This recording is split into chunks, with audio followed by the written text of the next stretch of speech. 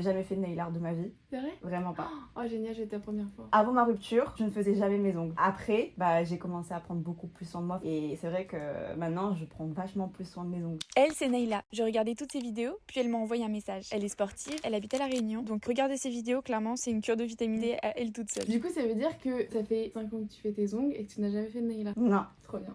Alors, qu'est-ce que tu voudrais? Alors moi j'avais vu une de tes vidéos en plus, c'était des fleurs mais style vraiment hawaïenne, tu vois, enfin tahitienne, les fleurs, tu sais, hibiscus en fait. Mais déjà partir sur une base de French et voir ce qu'on peut mettre dessus. Si jamais on part sur une French, est-ce que tu voudrais une French blanche ou est-ce que tu voudrais une French pastel? Blanche je pense. Il y a ce genre de fleurs là qui sont hyper fondues, il y a ce genre de fleurs là avec du coup un hibiscus. Tu peux aller jusque 3 couleurs je pense. J'adore le vert bleu et je pense peut-être rose. Et ben écoute, on part là-dessus, on part du coup sur une petite French avec des petites fleurs. Comment t'as démarré la muscu en fait? Moi j'ai commencé parce que quand on a rompu, pendant 3 ans j'étais dans le néant. J'étais un peu dans le déni, tu vois, genre je me cherchais, je savais même pas ce que j'allais faire, j'étais vraiment l'ombre de moi-même. J'avais toujours cette phrase où on se retrouvera plus tard. Et ça c'est horrible. J'avais dit dans une de mes vidéos, mais si quelqu'un prend la décision de rompre avec une personne, mais s'il vous plaît ne lui dites pas on se retrouvera plus tard, parce que tu sais c'est se mettre en prison en fait. T'as l'autre personne en face de toi, elle aura toujours cet espoir de retrouvailles. Et c'est pas forcément hyper smart. Je l'ai vécu aussi et en fait je pense que tu le vis une fois et après tu te rends compte de ce que c'est et après ça va mieux quoi.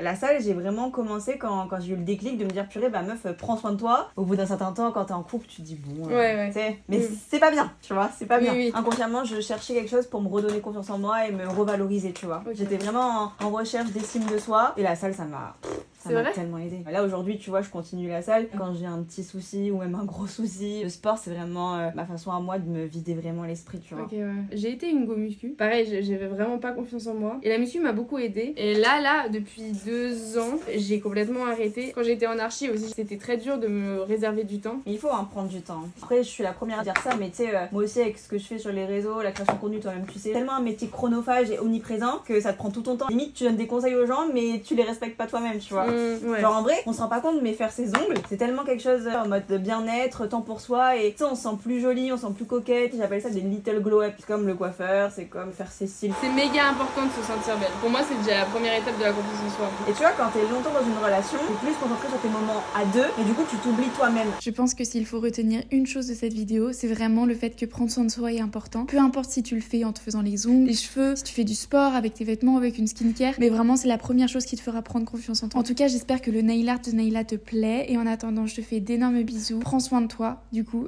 et je te dis à tout bientôt.